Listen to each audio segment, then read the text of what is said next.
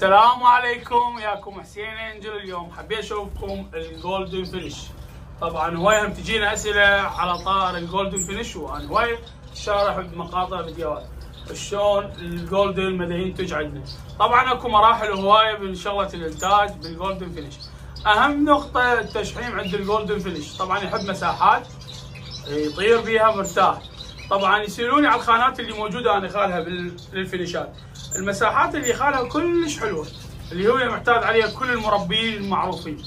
طبعا هاي المساحات اللي انطيها القياسات شلون راح اعطيكم القياسات، وانا شارح عليها وشارح على تصويرها وعلى تكوينها الموجود داخل القفص. بالنسبه للجولدن فينش، طبعا من ارقى الطيور وارقى الانتاج واسرع الانتاج، وخاف احد يقول لك انه الجولدن فينش ما ينتج.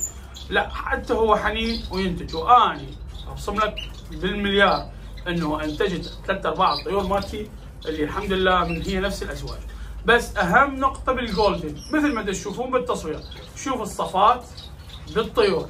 الصفات اللي بالطيور من يا ناحيه تكمله الطيور، الفحل يكون كامل من كل شيء، الانثى تكون كامله من كل شيء. بالنسبه للنظافه، من نظافه الريش، من السبح، من الصحه. الجولدن ترى كلش معرض للامراض يعني، ويستهلك هذا الشيء، عرفت شلون؟ فاتمنى انه منك انه انت تحافظ على الطيور خاصه بالجولدن فينش حتى تعطيك انتاج صحيح.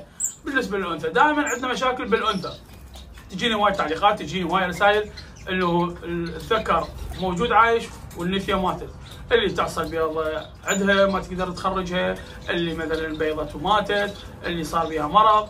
فهاي اهم نقطه. السبح للجولدن فينش ضروري نشاطه.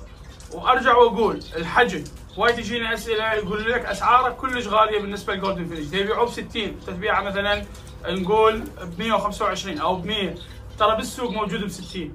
يا حبيبي بس اخذ هاي الطيور وحطها بين الطيور اللي مشتريها من السوق، هو مو اسقاط بالطيور اللي بالسوق، بس هاي فروقات معروفه. اول شيء هذا رس معروف ومرتب وعراقي اسباني، الحجم، اللون صافي، ما بي اي مشاكل، ما بي اي امراض، متاقلم على جوك، يعني هواي بيها امور هي زينه. واحنا طبعا هي هاي الطيور ابهاتها احنا مستورديها من برا، ومستورديها غاليه. ليش؟ لان الاحجام والالوان والرز صحيح، فمو مثل باقي الطيور.